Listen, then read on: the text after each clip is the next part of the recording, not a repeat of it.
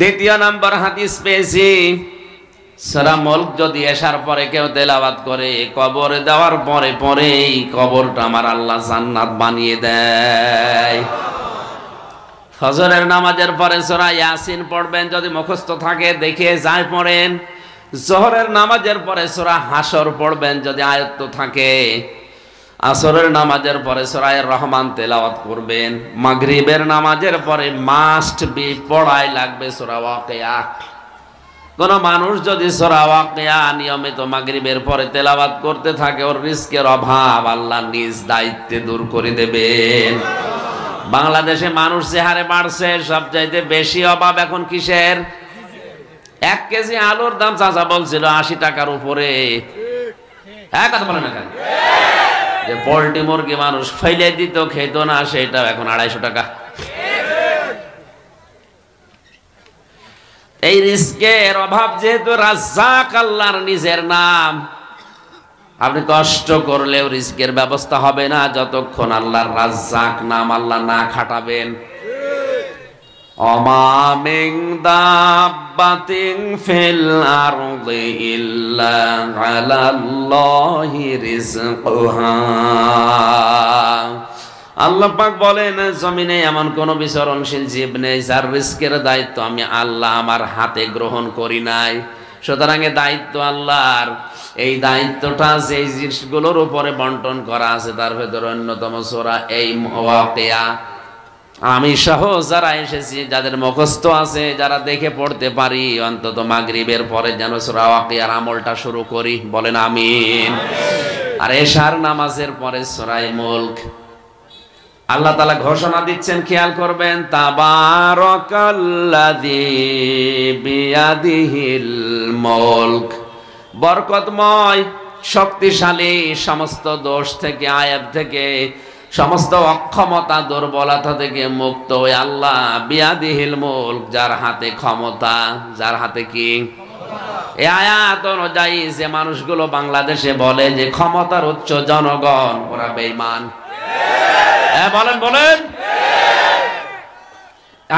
এই কথাটা আয়াতের সাথে সাংঘর্ষিক। বিয়াদিহিল মুলক, ইয়াদুন মানে হাত, ক্ষমতার উৎসকে আল্লাহ। আপনি মানেন না যেটা বাস্তবে সেটা আলাদা, কিন্তু এটা বলা লাগবে আপনাকে। ক্ষমতার উৎস জনগণ হলে আয়াতের সাথে সাংঘর্ষিক হয়ে যাচ্ছে। কিয়ামতে আয়াত আপনার বিরুদ্ধে আবার অবস্থান নেবে। আমি আগেই বলেছি, সূরা মুলক যদি ঝগড়া করে জান্নাতে নিয়ে যেতে পারে, সূরা মুলক ঝগড়া করে জাহান্নামে নিয়ে যেতে পারে। এই জন্য এই কথা যারা বলেন বা বিশ্বাস করেন, এই মুহূর্তে আপনার সিদ্ধান্ত পাল্টান। আমার দায়িত্ব ছিল সঠিকটা তুলে ধরা। এখন আপনি মানবেন না ঘাড় তেড়া করবেন আবু জেহেলের মতো, এটা আপনার ব্যাপার। এ কোরআনে কারীম আবু বকর নবীজির মুখেই শুনেছিল, আবু জেহেলও শুনেছিল।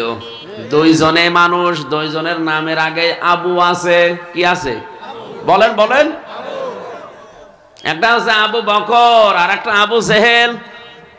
এক আবু বকর কোরআন শোনার পরে তার ঈমান যা ছিল আরো বেড়ে গেল, আর এক আবু জেহেল কোরআন শোনার পরে ওর শয়তানি বেড়ে গেল।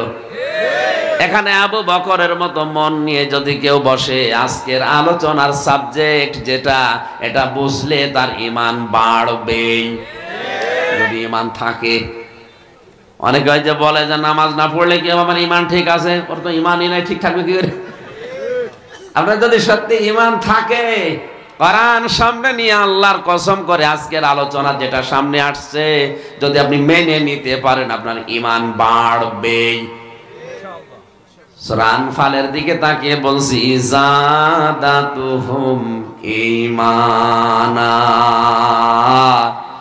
কোন মানুষ কোরআনে কারীম শুনলে, কোরআনের মর্ম মানে গুলো যদি বোঝে, তার ঈমান আল্লাহ অবশ্যই বাড়িয়ে দেয়। বাড়িয়ে দেওয়ার কিছু কায়দা তার ভেতরে আপনি দেখতেও পাবেন। ওয়াইদা সামিউ মা উনজিলা ইলার রাসূলি তারা আয়ুনাহুম তাফিদু মিনাদ দামি মিম্মা আরাফু মিনাল হক। আল্লাহ পাক বলেন, হে নবী, আপনি যখন কোরআন শোনাতে থাকবেন, দেখবেন যারা কোরআনের মর্ম বাণীগুলো উপলব্ধি করছে, কোরআনের কথাগুলো যারা বোঝার চেষ্টায় আছে, ওরা যদি সত্যি বুঝে থাকে, ওদের চোখের দিকে তাকিয়ে দেখবেন ওরা কাঁদতেছে। কোরআনের আলোচনা শুনে সবার চোখে পানি আসবে না, এটা আবার বোঝার মতো আপনার যোগ্যতা থাকা লাগবে। আজকের আলোচনাটা ঠিক ওই রকম। আল্লাহ যেন আমাকে সহজ সরল ভাষায় বলার আর আপনাকে ওইভাবে রিসিভ করার তৌফিক দেন, বলেন আমিন।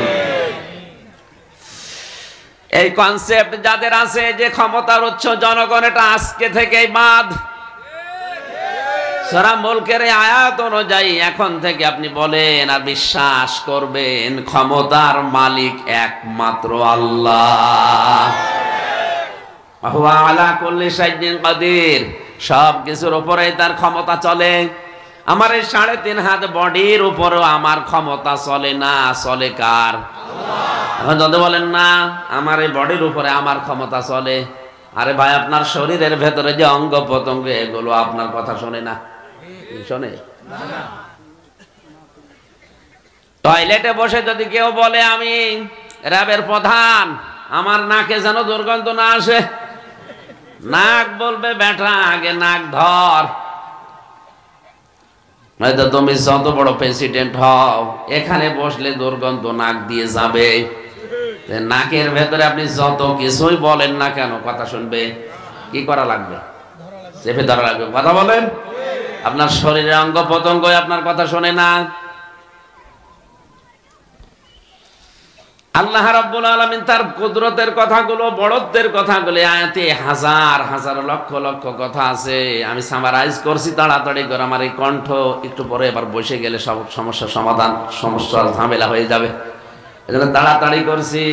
আল্লাহ তার কুদরতের কথা, বড়ত্বের কথা, মহত্বের কথা বলছিলেন। তিনি যে সব দোষ থেকে মুক্ত, এই কথাগুলো বান্দাদের বলছিলেন।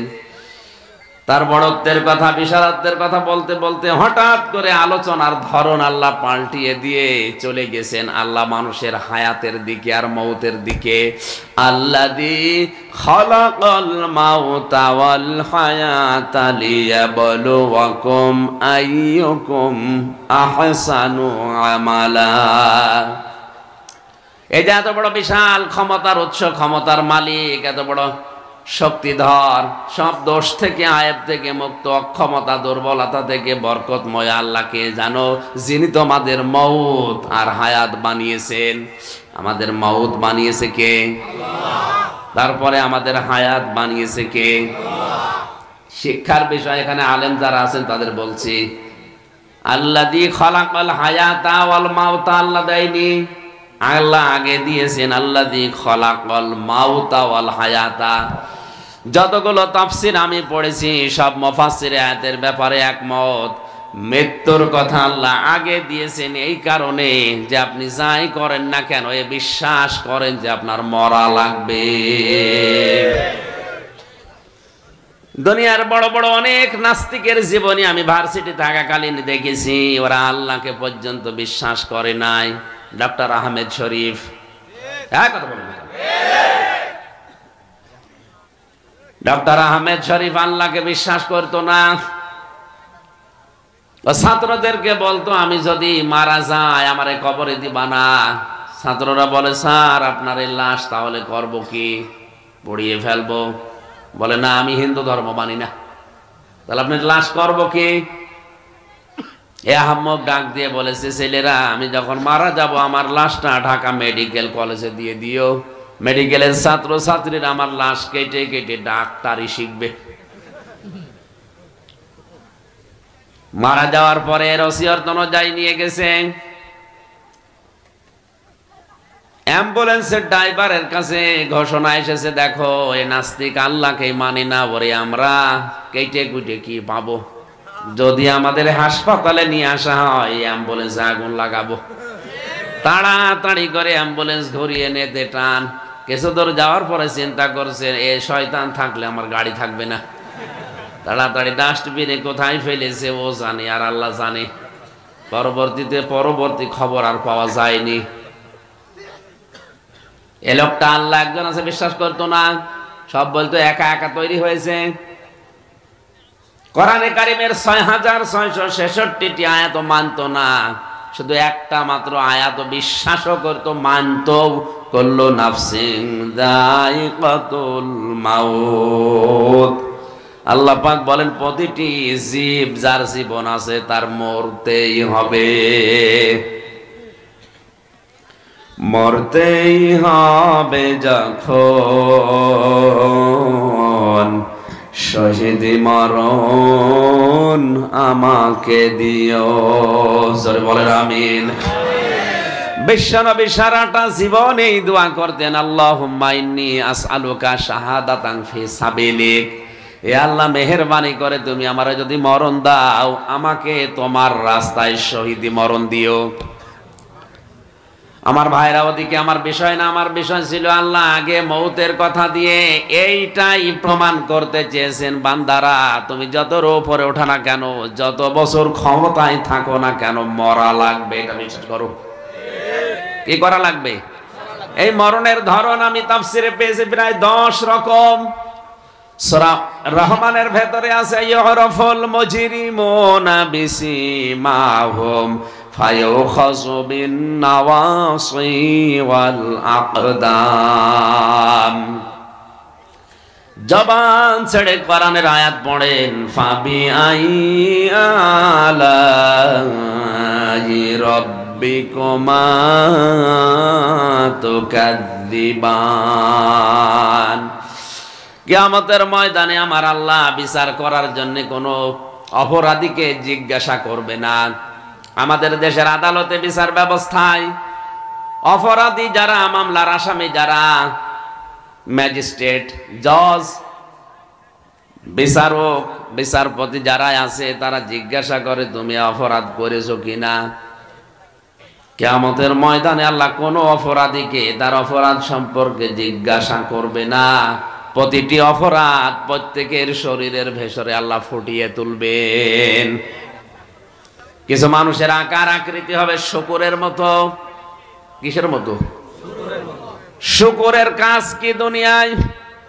শুকরের চরিত্র যদি কেউ দুনিয়াতে অর্জন করে, ওই অবস্থায় চলে, কিয়ামতে সে শুকর হয়ে উঠবে, ওর চেহারা শুকরের মতো হয়ে যাবে। ওয়ালাকাদ কাররামনা বানি আদম, বনি আদমকে আল্লাহ সম্মান দিয়েছে, এই জন্য বনি আদমকে ওইভাবে আল্লাহ জাহান্নামে পাঠাবে না। দুনিয়াতে যে ধরনের অপরাধ করেছে আল্লাহ তাকে ওই আকার আকৃতি দিয়ে পাঠাবে, যা এবার যা। শুকরের দুনিয়ায় কাজ হচ্ছে ও নির্লজ্জ হয়। ও কি? নিজের বউকে নিজের মেয়েকে নিয়ে যায়, এক জায়গায় বসে আছে আর ওগুলো সব ছেড়ে দেয়। বাংলাদেশে অনেক শুকুর মার্কা মানুষ এখন তৈরি হচ্ছে, নিজের মেয়ে, নিজের বউ, নিজের বেটার বউকে ছেড়ে দিয়েছে বিভিন্ন অনুষ্ঠানে, মার্কেটে, নিজে এক জায়গায় বসে গল্প করে আর ওগুলো সব আল্লাহর রাস্তায় চলছে।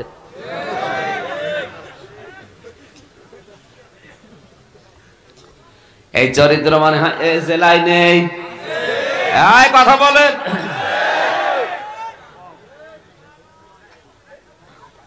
দায়িত্বপূর্ণ মর্যাদা, ভালো করে শোনেন, দায়িত্বপূর্ণ মর্যাদা সম্পন্ন মানুষ যারা, আবার বলছি, দায়িত্বপূর্ণ মর্যাদা সম্পন্ন মানুষ যারা, এরা যদি কোনো ভালো কাজ করে ডাবল সওয়াব হয়, আর এরা যদি কোনো অন্যায় করে ডবল গুনাহ হয়। এ তথ্য পাবেন সূরা আহজাব 21 নম্বর পারা 20 নম্বর পৃষ্ঠার 14 নম্বর লাইনের 30 নম্বর আয়াতে। নবীর স্ত্রীদেরকে আল্লাহ উদ্দেশ্য করে কথা দুনিয়াবাসীকে জানিয়েছে, হে নবীর স্ত্রীরা, তোমরা অনেক সম্মানিত মানুষ, দুনিয়ায় যদি ভালো কাজ করো ডবল সওয়াব হবে, যদি অন্যায় করো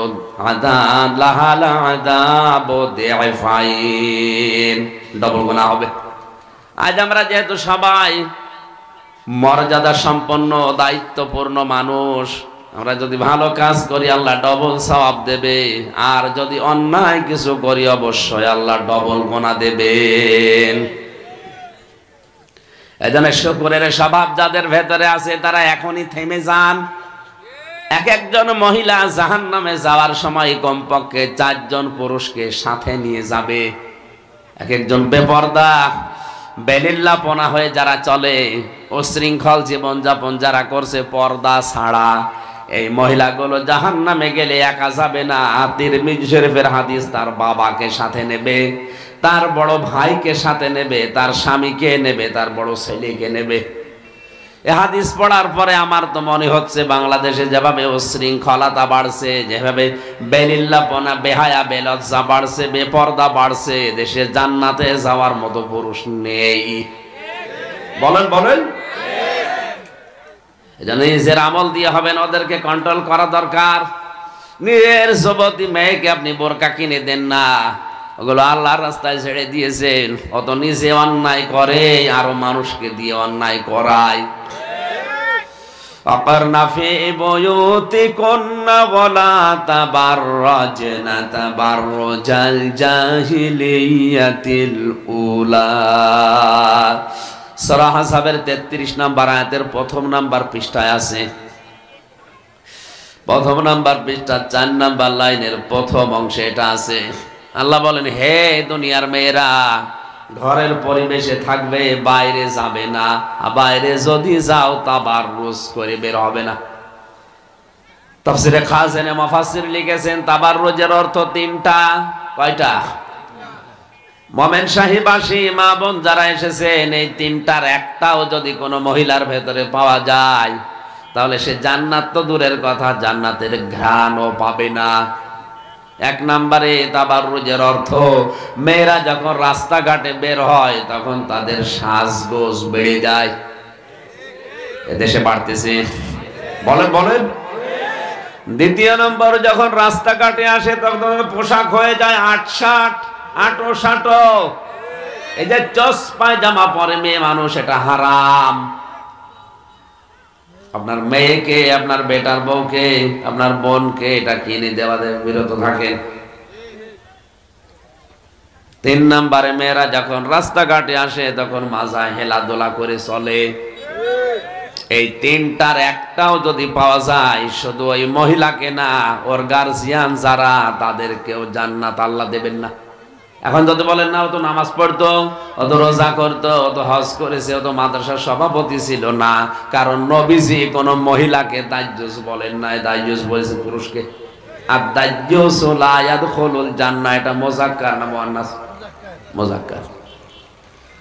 যেন আমরা যারা দায়িত্বশীল আছি, দায়িত্বপূর্ণ মানুষ আছি, মর্যাদা সম্পন্ন জীবন যাপন করছি, আমাদের অধীনস্থ যারা আছে মানুষগুলো যেন অন্তত পর্দার ভেতরে থাকে, এটা ফরজ। কয়েকদিন আগে এক এমপি সাহেব একটা মন্তব্য দিয়েছে এদেশে, যে দিন দিন বোরকা পড়া মেয়ে লোকের সংখ্যা বেড়ে যাচ্ছে, এটা দেখে ওর কলিজায় নাকি আগুন লাগছে। আমার মনে হয় এরকম মানুষকে জনপ্রতিনিধি বানানোর চাইতে কুকুরকে বানানো ভালো। কথাটা শক্ত হয়ে গেল না? ও হাত দিয়েছে কার হাতে? আল্লাহর বিধানে হাত দিয়েছে। বোরকা পরা ফরজ, বিধান কার? বাংলাদেশে যাই করেন, আল্লাহর কোন বিধানে হাত দিলে কিন্তু তখন আর দলমল দেখা হবে না। বোরকা পরার নির্দেশ আল্লাহ দিচ্ছে, আর আপনার কলিজায় আগুন লাগে। আপনি তো জাহান্নামের কীট, নিজে জাহান্নামে যাচ্ছেন, আবার মানুষকে নিয়ে যাওয়ার জন্য আপনি ব্যস্ত। অন্তত এই কাজ করতে দেওয়া হবে না। নিজে যদি না মানেন, জাহান্নামে যান, আরো আমরা ঠেলা দিয়ে দেবো, যান। বিভিন্ন জিনিস নিয়ে আজ যারা ষড়যন্ত্র করছে, শিক্ষা ব্যবস্থা থেকে শুরু করে বিভিন্ন জায়গায় যারা পায়তারা করে মানুষকে জাহান্নামের পথে ঠেলে দেওয়ার জন্য চেষ্টা চালাচ্ছে, আপনি নিচে যান, আমরা যাব না। কথা বলেন। জান্নাতে যেতে চান কারা কারা দেখি? লিল্লাহি তাকবীর।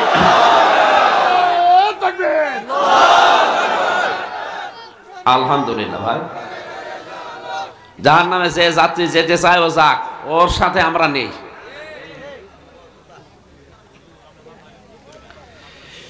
খেয়াল করেন তো আয়াতের দিকে, মূল কথা কয়েকটা সামনে আছে, খুব গুরুত্বপূর্ণ বিষয়। আল্লাহ মওত সৃষ্টি করার পরে মওতের ধরন দিয়েছেন, কিয়ামতে আকৃতি হবে মরণের পরে কয়টা।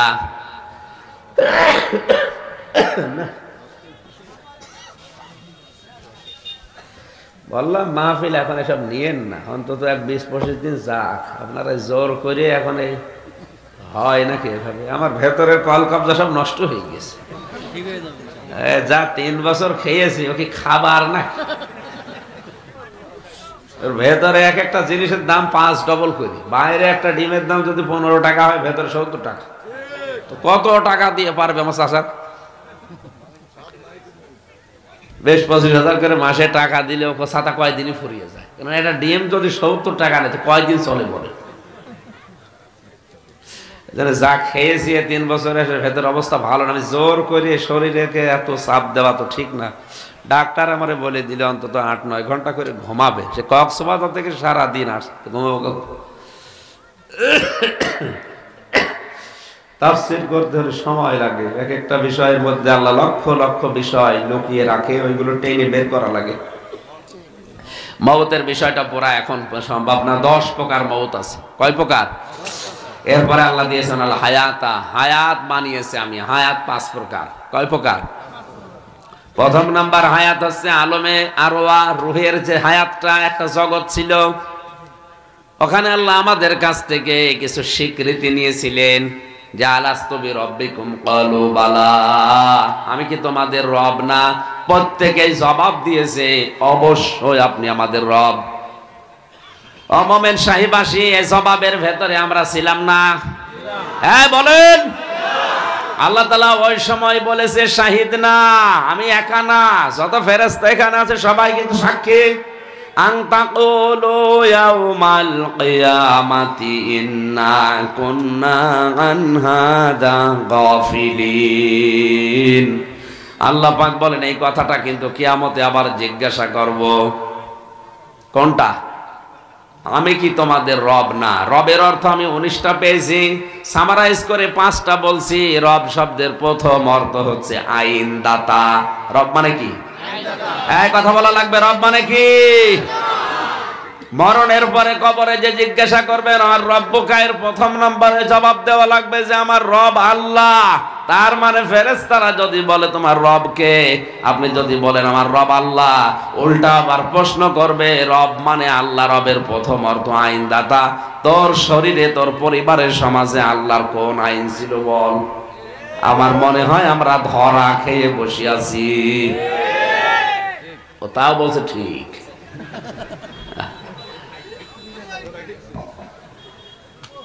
যেন ধরা যেন খাওয়া না লাগে, রব ঠিক করেন আগে। পরিবার থেকে শুরু করে সংসদ পর্যন্ত সব জায়গায় আমরা আল্লাহর আইন চাই। বলেন বলেন। এতটুকু আল্লাহ শেষ করেননি।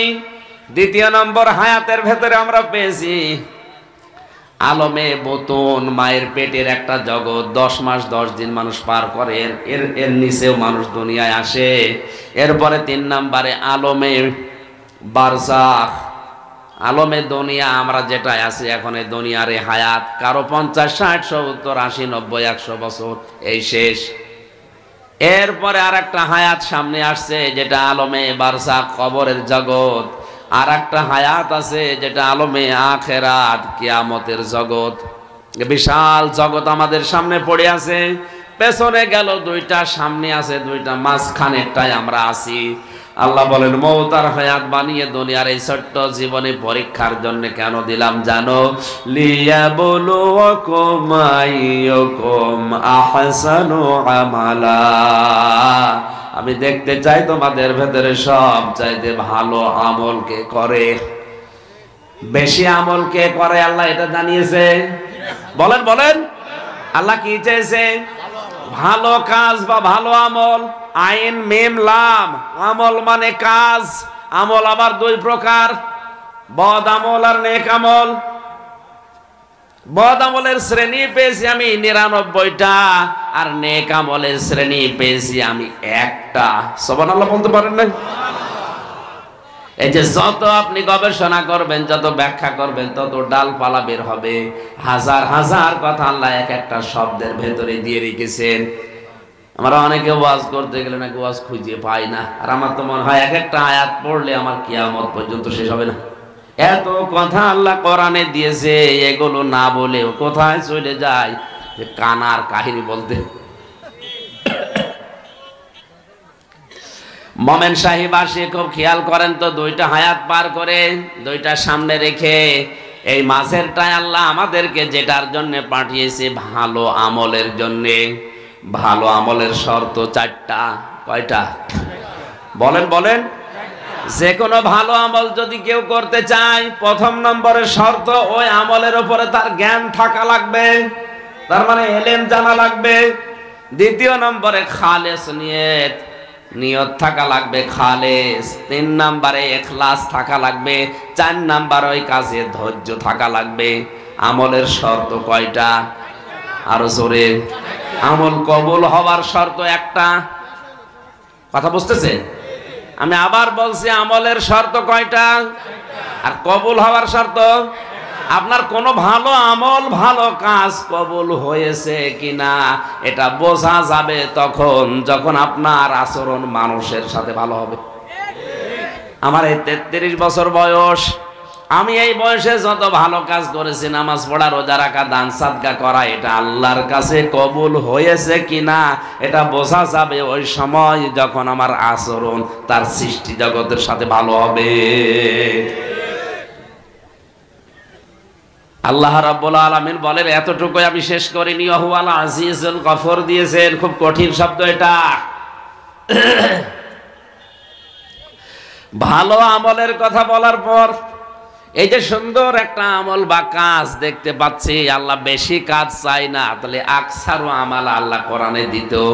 বেশি বেশি কাজ করা দরকার নেই, আপনি কাজটা করেন, কিন্তু কাজটা ভালো কাজ হওয়া লাগবে। কি কাজ? ভালো কাজ হওয়ার জন্যে এবার আসেন তো একটা উদাহরণ দেই। বাস্তবতায় আল্লাহ ভালো কাজ বলতে যত কথা কোরআনের ভাষায় আমি 500-র উপরে পেয়েছি। এই 500 আয়াতের ভেতরে ভালো কাজের কথাগুলো আল্লাহ বর্ণনা দিয়েছেন যে এইগুলো ভালো কাজ, এইগুলো ভালো কাজ। আর যত ভালো কাজ কোরআনে আছে, কত বললাম? বলেন না কেন? এই 500-র ভেতরে 1 নম্বরে সিরিয়াল হচ্ছে, বলবো আবার নিজের দিকে টেনে নিয়েন না, নিজেরাই বলতে বলছেন, আবার বললে আবার অন্যদিকে নিয়ে যাবেন। হ্যাঁ বলেন। সূরা সাফ আল্লাহ পাক বলেন, ইয়া আইয়ুহাল্লাযীনা আমানু হাল আদুল্লুকুম আলা তিজারাতিন তুনজিকুম মিন আযাবিন আলীম। ও হে যারা ঈমানের দাবি করো, তাদেরকে বলছি, তোমাদেরকে একটা ব্যবসার কথা দালালাত করব, বলে দেব, সন্ধান দেব, যে ব্যবসা করলে জাহান্নামে যাওয়া লাগবে না।